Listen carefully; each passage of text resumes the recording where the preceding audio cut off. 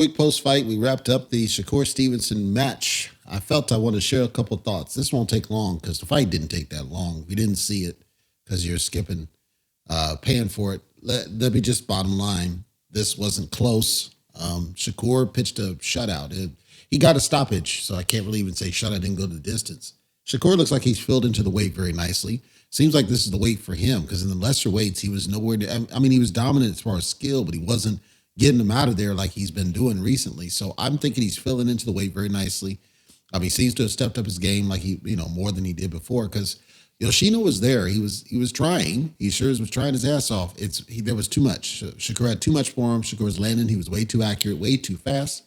I lost count of the drops. I want to say Yoshino got dropped at least 3 times. I'm guessing. I know he got dropped in the second. I know he got dropped in the fourth, but it seemed like he got dropped 3 times, what I can tell.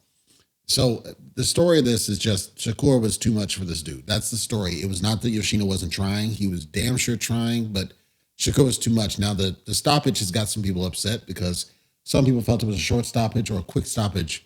I watched it. I mean, I understand what the ref was probably thinking. It's kind of like Tony Weeks, against Canelo Angulo. He just, I see it just taking, you don't have no chance, so I'm just going to stop it. So they're not really giving the fighter a chance to go out on the shield.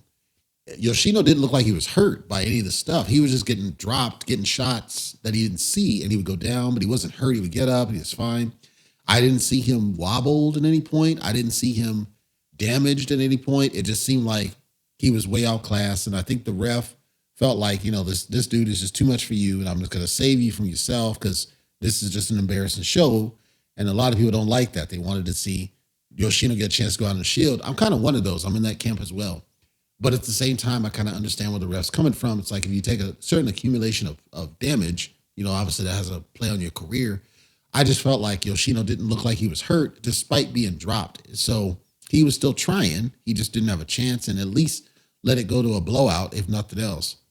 Kudos to Shakur because he proved that he truly is as skilled as he appears. And Yoshino, again, was a tough competitor. Remember, this is the guy that bloodied Nakatani, the guy who gave Tiafimo all kinds of fits, and he was coming fresh off a stellar win. And I saw him just as aggressive here. It seemed like he tried just the same here. He just never could get off. He was in there against the guy who he had no answers for. He had no solution for the speed and the prowess of Shakur. That's bottom line what it was. It was not that he wasn't trying. It was not that he wasn't fighting. It was not that he wasn't putting in his best. It was just, you got the guys too much. So in my mind, Shakur Stevenson is just as legit as they say he is, and that he proved that all the stuff he says about himself must be true. Arguably, I think his performance was better than Devin Haney's performance recently. And, the stoppage, setting that aside, just overall skill. I think skill is what stands out to me when I watch the guy. His lack of power has come into play. Of course, him getting 3 knockdowns, you're like, okay, he's got to have power.